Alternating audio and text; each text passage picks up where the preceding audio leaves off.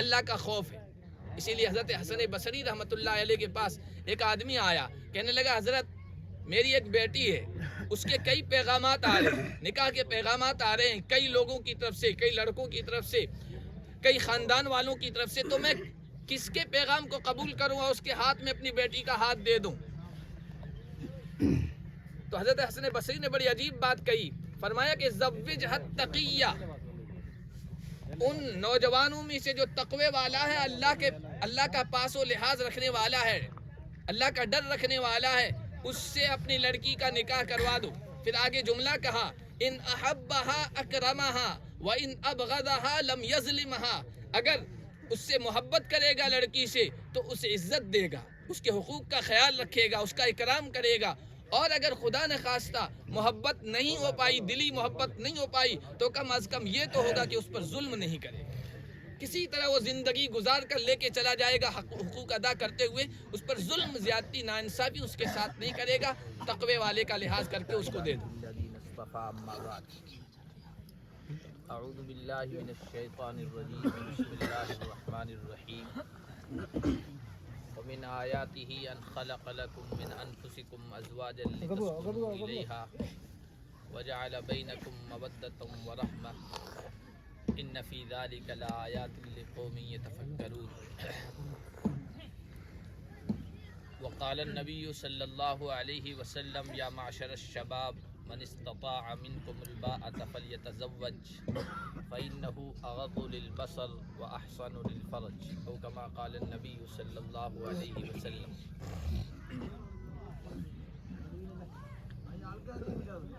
درود شریف پڑھیں۔ اللہم صلی علی محمد وعلی آل محمد کما صلیت علی ابراہیم وعلی آل ابراہیم انک حمید مجید۔ اللہم بارک علی محمد وعلی آل محمد کما بارکت علی ابراہیم وعلی آل ابراہیم انک حمید مجید۔ محترم بزرگوں اور بھائیوں، ایک بابرکت تقریب میں اس نکاح کے موقع پر ہم سب جمع ہیں۔ ایسے موقعوں پر، خوشی کے موقعوں پر، جب سے انسان اس دھرتی پر ہیں تب سے خوشی کے موقع بھی آتے رہے ہیں، اور خوشی منانے کے ان کے اپنے اپنے انداز، اپنے اپنے طریقے رہے ہیں۔ اللہ کے نبی صلی اللہ علیہ وسلم جب اس دنیا میں تشریف لائے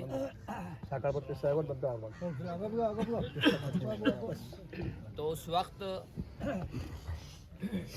شادی وغیرہ کے موقع پر یہ ہوتا تھا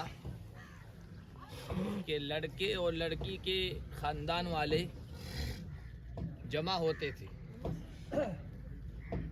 اور اس کے بعد اپنے باپ داداؤں کے کارناموں کو بیان کرتے تھے۔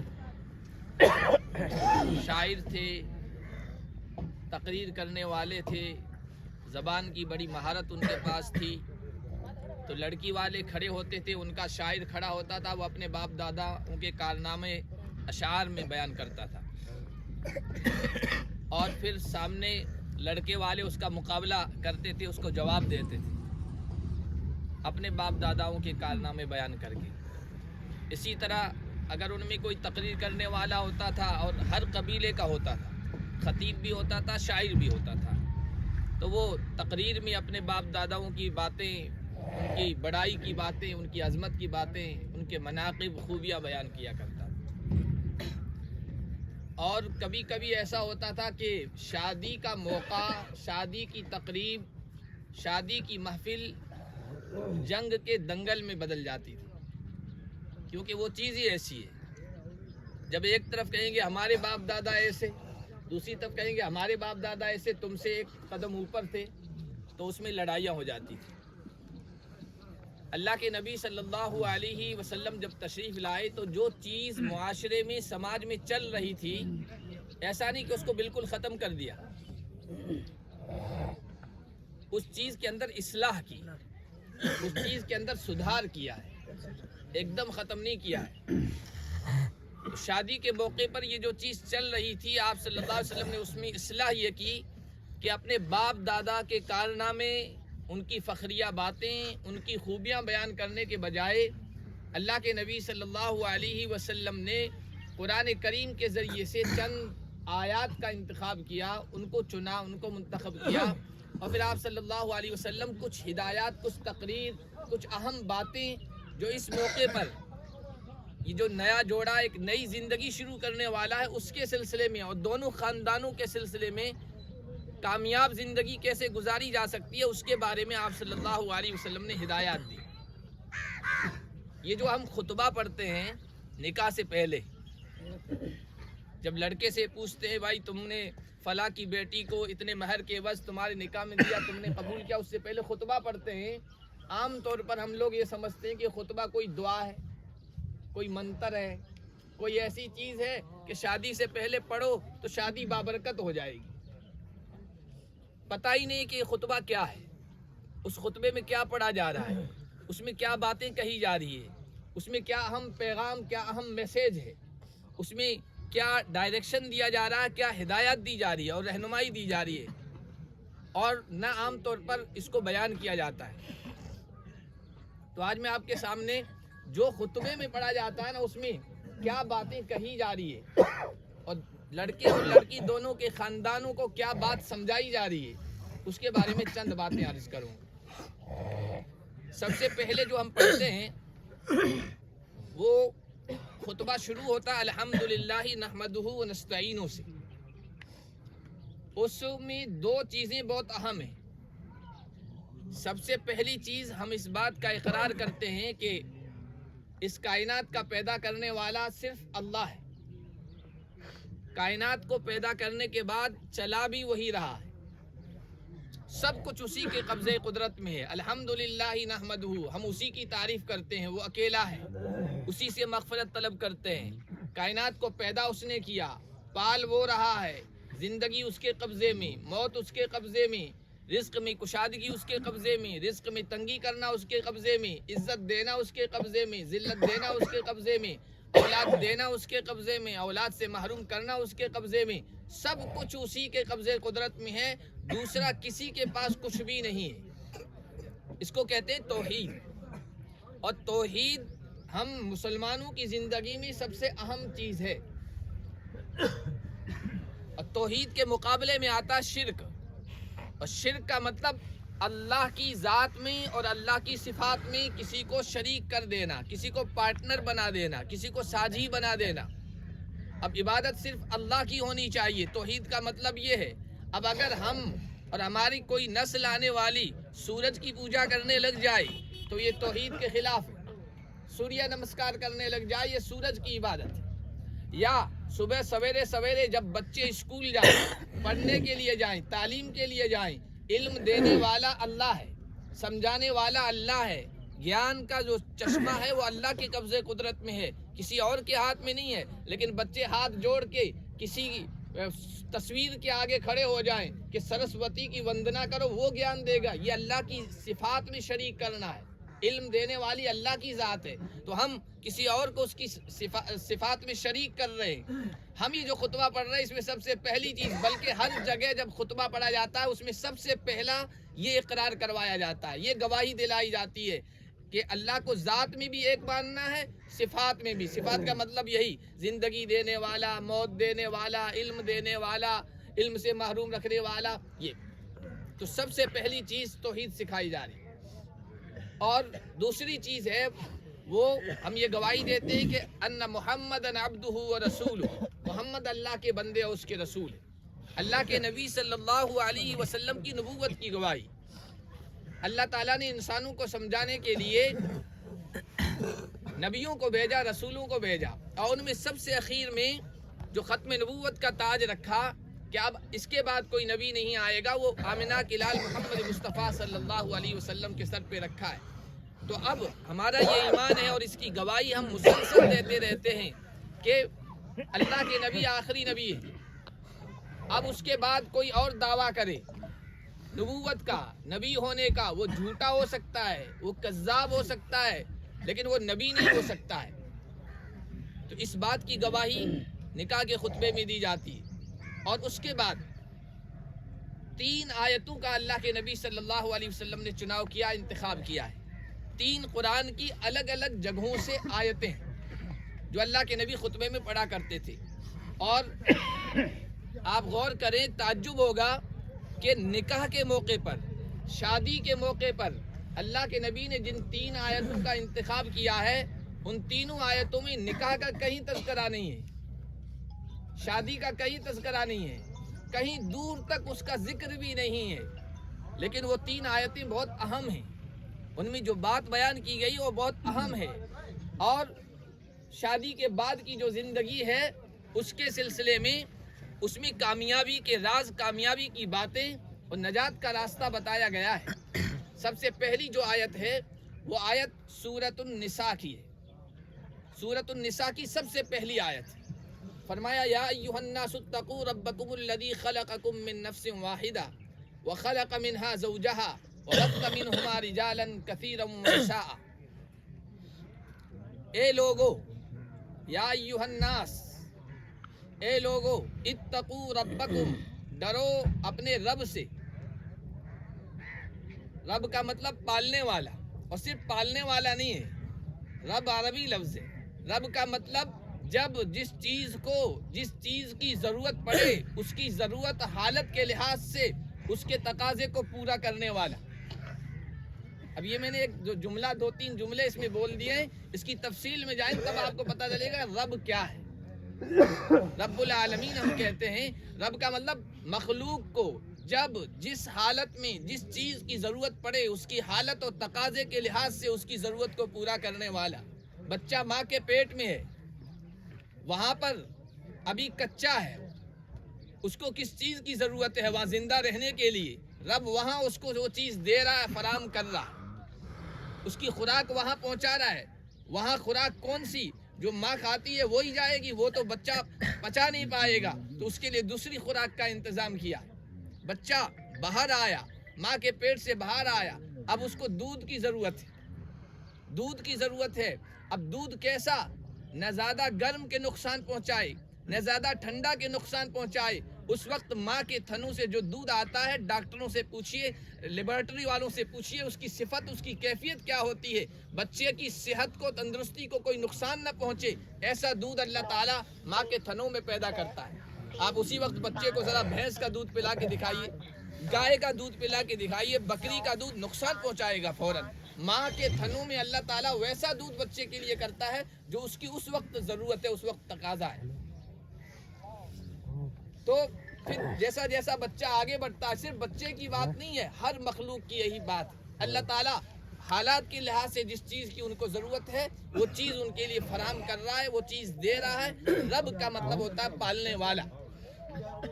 تو اپنے اس پالنے والے سے ڈرو، پالنے والا مہربان کہہ کے یہ صفت لا کر، ورنہ اللہ کی صفت لا سکتے تھے، رب کی صفت لائی، اس لیے کہ جس کا احسان ہوتا ہے نا، انسان اس کا احسان مند ہو جاتا ہے، اس کی بات مانتا ہے، تو اندر سے جذبے کو ابھارا گیا ہے، دیکھو اللہ کا بہت بڑا احسان ہے تم پر، مہربانی ہے، اس رب سے ڈرو۔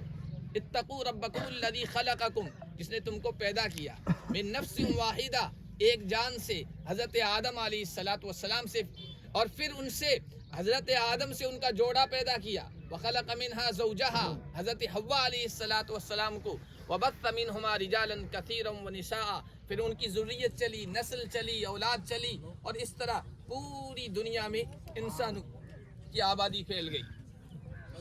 آگے فرمایا واتقوا اللہ الذی تساءلون به والارحام، اس اللہ سے ڈرو جس کا واسطہ دے کر تم مانگتے ہو۔ جب کوئی کسی چیز کے بارے میں یہ سمجھتا ہے کہ یہ چیز مجھے یہ سامنے والا نہیں دے گا تو اللہ کا واسطہ دیتا ہے۔ اللہ کا واسطہ دینے کا مطلب بہت بڑی ذات کا واسطہ دے دیا، سامنے والا بھی سوچتا ہے کہ اللہ کا واسطہ دے دیا تو کچھ دے دو۔ بلکہ ہم نے بچپن میں دیکھا بعض استاذ مارنے والے ہوتے تھے، بچوں کی پٹائی کرتے تھے خاص طور پر حفظ میں، اور جب بچہ دیکھتا تھا بہت زوردار پٹائی ہونے والی ہے اور تھوڑا کھلا ہوا بچہ ہوتا تو کہتا استاد اللہ کا واسطہ آج معاف کر دو، تو وہ اٹھی ہوئی ڈنڈی جو ہے نا لکڑی وہ رک جاتی تھی کہ اللہ کا واسطہ اس نے دے دیا ہے۔ تو جس اللہ کا واسطہ دے کر تم لوگوں سے سوال کرتے ہو، لوگوں سے مانگتے ہو، اس سے ڈرو۔ اب آپ دیکھیے یہ آیت ہے، اس میں 2 مرتبہ اتقو ہے، تقوی. تقوی کا مطلب خوف خدا، تقوی کا مطلب اللہ کا ڈر. ڈر تو سانپ بچھو کا بھی ہوتا ہے، لیکن یہ وہ والا ڈر نہیں ہے. یہ باپ سے جس طرح ڈرتے ہیں وہ والا ڈر ہے، لحاظ والا ڈر. اللہ کا جو ڈر ہے یہ لحاظ والا ڈر ہے کہ وہ احسان کرنے والا ہے. اور تقوی کا لفظ 2 مرتبہ لے آئے. ان تمام آیتوں میں جو نکاح کے موقع پر پڑھی جاتی ہے، اس میں نے کہا نا نکاح کا، شادی کا کہیں کوئی تذکرہ نہیں ہے، لیکن تقوی کا لفظ ہر آیت میں آیا. اس آیت میں ڈبل مرتبہ آیا ہے. اگلی آیت اور اس کے بعد کی آیت کے بھی تفسیر میں آپ کے سامنے بیان کروں. تقوی کا لفظ اللہ کے نبی نے اس آیت کو چنا جس میں 2 مرتبہ تقوی کا لفظ آ رہا ہے نکاح کے موقع پر. کیوں؟ انسان کو صحیح ڈگر پہ رکھنے والا. یہ جو لڑکا اور لڑکی نئی زندگی شروع کر رہے ہیں اور دونوں کے خاندانوں کا ایک نیا رشتہ قائم ہو رہا ہے، اس نئے رشتے میں، اس نئی زندگی میں تقوی کی سب سے زیادہ ضرورت پڑے گی. بچے کے اندر تقوی ہوگا تو بچی کے حقوق کا خیال رکھے گا. بچی کے اندر تقوی ہوگا، اللہ کا لحاظ ہوگا تو وہ اپنے شوہر، اپنے اس لڑکے دلہے کے حقوق کا خیال رکھے گی. آپ یقین رکھیے اس دنیا کے اندر سب سے زیادہ صحیح راستے پر انسان کو چلانے والی کوئی چیز ہے وہ تقوی ہے. جب انسان کے ذہن و دماغ میں یہ بات بیٹھ جائے کہ اس دنیا یہ صرف یہی دنیا نہیں ہے، یہی ختم نہیں ہو جانا ہے، جو کچھ میں ایک دوسرے کے حقوق کے سلسلے میں کوتاہی کروں گا اور کسی کو اذیت پہنچاؤں گا، کسی کو تکلیف پہنچاؤں گا یا پہنچاؤں گی، تو مجھے مرنے کے بعد دوبارہ زندہ ہونا ہے، اللہ کے دربار میں پہنچنا ہے، ایک ایک چیز کا حساب دینا ہے. اللہ محاسبہ کرے گا تو پھر اس وقت میرا کیا معاملہ ہوگا؟ اللہ نے پوچھ لیا تم نے اس کا حق کیوں نہیں ادا کیا؟ حق کو ادا کرنے پر مجبور کرنے والی، آمادہ کرنے والی کوئی اگر چیز ہے وہ تقوی ہے. بلکہ میاں بیوی کے سلسلے میں تو بعض باتیں ایسی ہوتی ہے کہ دونوں ایک دوسرے سے، اپنے سے قریب آدمی کو بھی نہیں بتا سکتے ہیں. ایک دوسرے کے حقوق پامال ہو رہے ہوتے ہیں، بیوی کے یا شوہر کے، اور وہ بیچارے حالات کی وجہ سے دوسرے کسی تیسرے آدمی کو بتا بھی نہیں سکتے ہیں. اگر وہاں کوئی ان دونوں کو ایک دوسرے کے حق ادا کرنے پر کوئی چیز آمادہ کر سکتی ہے وہ اللہ کا ڈر ہے، اللہ کا خوف ہے. اسی لیے حضرت حسن بصری رحمۃ اللہ علیہ کے پاس ایک آدمی آیا، کہنے لگا حضرت میری ایک بیٹی ہے، اس کے کئی پیغامات آ رہے ہیں، نکاح کے پیغامات آ رہے ہیں کئی لوگوں کی طرف سے، کئی لڑکوں کی طرف سے، کئی خاندان والوں کی طرف سے، تو میں کس کے پیغام کو قبول کروں اور اس کے ہاتھ میں اپنی بیٹی کا ہاتھ دے دوں؟ تو حضرت حسن بصری نے بڑی عجیب بات کہی، فرمایا کہ زوجھا التقیہ، ان نوجوانوں میں سے جو تقوی والا ہے، اللہ کا پاس و لحاظ رکھنے والا ہے، اللہ کا ڈر رکھنے والا ہے، اس سے اپنی لڑکی کا نکاح کروا دو. پھر آگے جملہ کہا ان احبها اکرمها وان ابغضها لم یظلمها، اگر اس سے محبت کرے گا لڑکی سے تو اسے عزت دے گا، اس کے حقوق کا خیال رکھے گا، اس کا اکرام کرے گا. اور اگر خدا نخواستہ محبت نہیں ہو پائی، دلی محبت نہیں ہو پائی، تو کم از کم یہ تو ہوگا کہ اس پر ظلم نہیں کرے گا، کسی طرح وہ زندگی گزار کر لے کے چلا جائے گا، حقوق ادا کرتے ہوئے اس پر ظلم، زیادتی، ناانصافی اس کے ساتھ نہیں کرے گا، تقوی والے کا لحاظ کر کے اس کو دے دو. اس لیے اللہ نے فرمایا واتقوا اللہ الذی تساءلون بہ والارحام، اس اللہ سے ڈرو جس کا نام بیچ میں لا کر ایک دوسرے سے سوال کرتے ہو. اور پھر کہا دیکھو رشتہ داری کو توڑنے سے ڈرنا، یہ بہت اہم چیز ہے.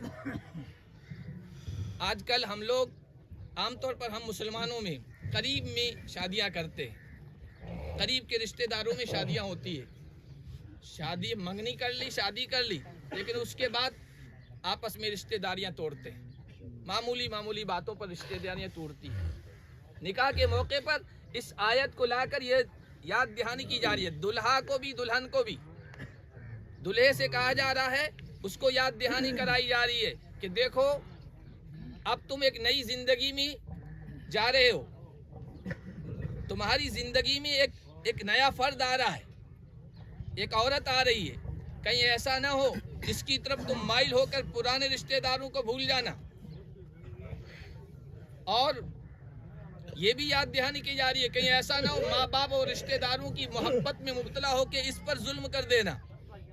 پرانے رشتہ داروں کا بھی خیال رکھنا ہے اور یہ نئے رشتے کا بھی خیال رکھنا ہے. رشتہ داری کہیں ٹوٹنے نہ پائے. والارحام, رشتوں کا خیال رکھنا ہے. رشتے تو ہم کر دیتے ہیں, آپس کے قریبی رشتوں میں کرتے ہیں, لیکن عام طور پر دیکھیے شادی کے بعد آپس میں تعلقات خراب ہو جاتے ہیں. پھر شادیوں کے موقع آتے ہیں, اب بچی بیچاری کیا کرے, پھنس گئی, ادھر بھی رشتہ دار ادھر بھی رشتہ دار, اب آپس میں کٹے ہوئے ہیں. شادی میں جائیں کہ نہ جائیں, رشتہ داریاں توڑی جا رہی ہے. اور جب رشتہ داریاں توڑی جاتی ہے تو پھر اللہ کی رحمت نہیں آتی ہے. جس قوم میں, حضور نے تو یہ فرمایا, جس قوم میں ایک بھی قطع رحمی کرنے والا ہو وہاں پر اللہ کی رحمت نہیں برستی ہے, مغفرت نہیں آتی ہے. یا تو پوری کی پوری قوم, خاندان, برادریاں اس میں مبتلا ہیں. ہر نکاح کے موقع پر یہ پیغام دیا جا رہا ہے. عجیب بات تو یہ ہے کہ ہم لوگ یہ خطبہ پڑھتے ہیں اور ہم کو پتہ ہی نہیں کہ ہمیں کیا کہا جا رہا ہے, کیا ہدایات دی جا رہی ہے. تو کہا گیا والارحام, رشتوں کا خیال رکھنا ہے, نئے رشتے کا بھی پرانے رشتے کا بھی. ان اللہ کان علیکم رقیبا, بے شک اللہ تم پر نگراں ہے. کوئی دیکھے یا نہ دیکھے, کوئی پکڑ کرے یا نہ پکڑ کرے, اللہ سب کچھ دیکھ رہا ہے, سب کچھ ریکارڈ ہو رہا ہے اس کے یہاں, اور وہ پکڑ کرے گا. یہ پہلی آیت ہے جو اس موقع پر پڑھی جاتی ہے. دوسری آیت وہ سورہ آل عمران کی ہے, چوتھے پارے کا دوسرا رکوع شروع ہو رہا ہے, اور اس میں بھی دیکھیے آپ, اللہ فرما رہے یا ایھا الذین آمنوا اتقوا اللہ, اے ایمان والو اللہ سے ڈرو. پھر تقوی کا لفظ آیا ہے, اور آگے کا حق تقاتہ, جس طرح اس سے ڈرنے کا حق ہے.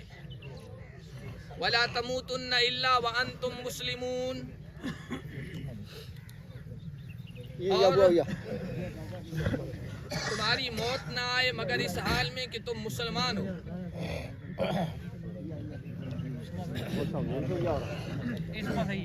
مسلمان کا کیا مطلب ہے, ذرا ادھر آپ توجہ دیجیے, راستہ دے دیجیے. مسلمان عربی لفظ, اور ہمارے علاقے والے مسلمان کا مطلب صحیح طریقے سے سمجھیں گے. مسلمان اسلمہ کے معنی آتے ہیں, اسلمہ کے معنی آتے ہیں اونٹ کی ناک میں نکیل ڈالنا. اونٹ کی ناک میں نکیل ڈالنا, یہ اسلمہ کے معنی آتے ہیں. جب اونٹ کی ناک میں نکیل ڈال دی گئی, رسی ڈال دی گئی, اب وہ بالکل فرما بردار ہو جاتا ہے. اگر بائی چانس وہ رسی چوہے کے منہ میں آ گئی اور چوہا آگے چلا تو اونٹ بھی پیچھے پیچھے چل پڑے گا. یعنی مکمل فرما بردار ہونا, یہ معنی ہے. تو تمہاری موت اس حال میں آئے کہ تم مسلمان ہو. اب کون گارنٹی دیتا ہے کہ ہماری موت اسلام کی حالت میں آئے گی, اور کون سا راستہ ہے جس پر ہمیں یقین ہو جائے کہ ہم یہ راستہ اختیار کریں تو ہم انشاءاللہ اسلام کی حالت میں اس دنیا سے جائیں گے. تو حضور علیہ الصلوۃ والسلام نے رہنمائی فرمائی ہے, کما تعیشون تموتون, جس طرح تم زندگی گزارو گے اس طرح تمہاری موت آئے گی. وَكَمَا تَمُوتُونَ تُبْعَثُونَ, جس حالت میں تمہاری موت آئے گی کل قیامت کے دن اسی حالت میں اللہ کے دربار میں کھڑا کیا جائے گا. اس کا مطلب یہ ہے اگر ایک ایک قدم جو ہم اٹھا رہے ہیں وہ اسلام کے مطابق ہے تو اسلام پر ہماری موت آئے گی, اور اگر نہیں ہے تو پھر اسلام پر موت آئے یہ کوئی یقینی نہیں ہے. اگر ہماری حالت اچھی ہوگی, اللہ اس کے رسول کی اطاعت والی, تو امید ہے, اللہ پر یقین ہے کہ ایمان والی موت آئے گی. دوسری چیزوں میں ہم مشغول رہے. آج کل ہمارے نوجوانوں کو دیکھیے, گاڑیاں چلا رہے ہیں, اسٹنٹ کر رہے ہیں, کانوں میں وہ ڈالا ہوا ہے, گانے چل رہے ہیں. کتنے سارے ایسے ایکسیڈنٹ ہوئے ہیں گانے سنتے ہوئے, کاروں کے اندر, موٹر سائیکلوں کے اندر کانوں میں ٹھوسا ہوا ہے, اور ایکسیڈنٹ ہو گیا. بعد میں لوگوں نے جا کے اٹھایا, پتہ چلا کہ گانا چل رہا ہے. کس حالت میں موت آئی؟ گانا سنتے ہوئے. جس حالت میں زندگی گزاریں گے موت اسی حالت میں. اب کتنے سارے ایسے واقعات ہیں. ایک آدمی تھا, وہ زمین کا کاروبار کیا کرتا تھا, پلاٹ بیچا کرتا تھا. اس کی آخری موت, اس نے زندگی بھر یہی کیا, یہ فلاں پلاٹ اتنے میں, فلاں پلاٹ اتنے میں, فلاں پلاٹ اتنے لاکھ میں. جب آخری وقت آیا, لوگوں نے کلمہ لا الہ الا اللہ کی تلقین کی, تو وہ اس حال میں کہہ رہا ہے, بیٹا فلاں پلاٹ 1,80,000 کا ہے, اس سے کم مت دینا. فلاں پلاٹ اتنے کا ہے, اس سے کم مت دینا. جس طرح زندگی گزاری موت اسی حالت پہ آئی.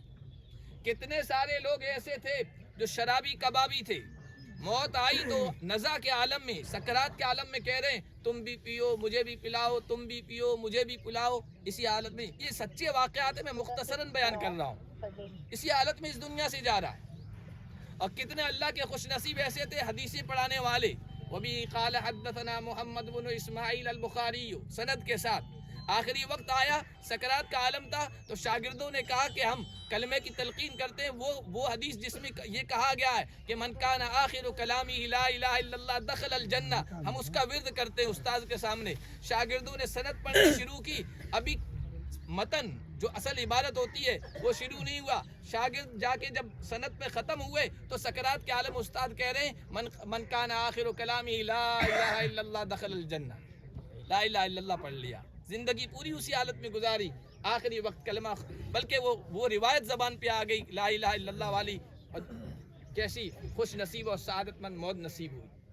فرمایا وَلَا تَمُوتُنَّ إِلَّا وَأَنْتُمْ مُسْلِمُونَ. نکاح کے موقع پر ہم یہ یاد دلایا جا رہا ہے، موت کا تذکرہ شادی کے موقع پر کون کرتا ہے؟ کبھی غور کیا آپ نے؟ یہ تو میں اس لیے بیان کر رہا ہوں کہ میں نے قرآن کا حوالہ دیا، رسول اللہ کا حوالہ دے دیا، ورنہ شادی کے موقع پر کوئی مولوی موت کا تذکرہ کرے، عوام اس کا کیا حال کرے؟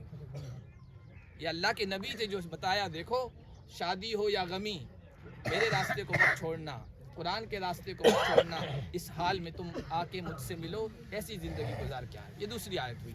تیسری آیت جو اس موقع پہ پڑھی جاتی ہے وہ سورہ احزاب کی ہے. یا ایھا الذین آمنوا اتقوا اللہ وقولوا قولا سدیدا. اے ایمان والو اتقوا اللہ، پھر تقوی کا لفظ آیا ہے، اللہ سے ڈرو اور درست بات کہو. وقولوا قولا سدیدا، درست بات کہو. درست بات کا مطلب زبان کا صحیح استعمال کرو. اب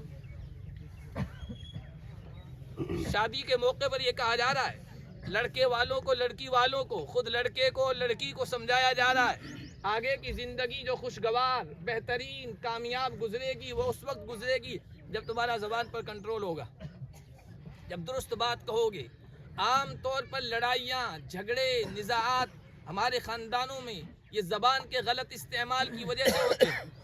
لڑکے نے لڑکی کے خاندان والوں سے متعلق کوئی بات کہہ دی، لڑکی نے لڑکے کے ماں باپ و خاندان سے متعلق کوئی بات کہہ دی، جھگڑے وہاں سے شروع ہوتے ہیں، پھر وہ جھگڑے آگے بڑھتے ہیں خاندانوں میں، برادریوں میں، بلکہ جہاں بھی کوئی جھگڑا ہوگا زبان کا غلط ہم نے استعمال کیا ہے، کسی کے بارے میں غلط جملہ کہہ دیا، کسی کے بارے میں غلط کمنٹ پاس کر دیا، کسی کے بارے میں کچھ کہہ دیا، اور اس کی وجہ سے جھگڑے ختم ہوتے ہیں، جھگڑے شروع ہوتے ہیں. اور پوچھو کیا ہوا کہ فلاں نے ہمارے بارے میں یہ کہہ دیا تھا. کیا مطلب؟ زبان کا غلط استعمال ہوا ہے. تو نکاح کے موقع پر کہا جا رہا ہے قولوا قولا سدیدا، درست بات کہنا. حضور نے فرمایا کہ بھائی جو آخرت پر ایمان رکھتا ہے، اللہ پر ایمان رکھتا ہے، آخرت پر ایمان رکھتا ہے، وہ یا تو صحیح بات کہے یا پھر خاموش رہے. سب سے زیادہ جہنم میں لے جانے والی چیز زبان ہے، سب سے زیادہ جہنم میں لے جانے والی چیز زبان ہے. حضور نے حضرت معاذ بن جبل سے کہا تھا یا معاذ کف علیک ھذا، اشارہ کر کے کہا معاذ اس کو پکڑ کے رکھنا، اس کو لگام میں رکھنا. تو حضرت معاذ نے کہا یا رسول اللہ اس کے بھی کچھ اثرات ہوتے ہیں، آپ اتنی اہمیت کے ساتھ کہہ رہے ہیں. تو کہا کہ ثقیلت کا امک یا معاذ، اے معاذ تیری ماں تجھ پر روئے، تجھے اتنی بات سمجھ میں نہیں آ رہی ہے. وَهَلْ يَكُبُّ النَّاسَ فِي النَّارِ عَلَى وُجُوهِهِمْ إِلَّا حَصَائِدُ أَلْسِنَتِهِمْ. جہنم میں سب سے زیادہ زبان ہی لوگوں کو اندھے منہ ڈالے گی. کئی روایات ایسی آئی، حضور نے ارشاد فرمایا بھائی زبان کا صحیح استعمال کرو. تو یہاں بھی کہا جا قولوا قولا سدیدا، دونوں خاندانوں سے، لڑکے لڑکی کے خاندانوں سے، خود ان سے کہا جا رہا ہے اللہ سے ڈرنا، زبان کا صحیح استعمال کرنا. زبان اگر تمہارے کنٹرول میں رہی نا تو پھر کیا ہوگا؟ آگے اللہ نے فرمایا یصلح لکم اعمالکم ویغفر لکم ذنوبکم، اللہ تمہارے تمام کام ٹھیک کر دے گا. اللہ کی گارنٹی ہے، اللہ کا وعدہ ہے، اور اللہ کی طرف سے کام درست ہو گئے، خوشگوار بہترین کامیاب زندگی، دنیا سنور جائے گی. دنیا ہے، آخرت نہیں. یصلح لکم اعمالکم، اللہ تمہاری دنیا سنوار دے گا، اور آخرت تو آگے کہہ رہا ہے یغفر لکم ذنوبکم، اللہ تمہارے گناہوں کو معاف فرما دے گا، یعنی آخرت بھی سنور جائے گی. صرف زبان کے استعمال سے دنیا بھی کامیاب، آخرت بھی کامیاب. یغفر لکم ذنوبکم ومن یطع اللہ ورسولہ فقد فاز فوزا عظیما. اور جو اللہ اس کے رسول کے مطابق زندگی گزارے گا اس نے سب سے بڑی کامیابی حاصل کر لی.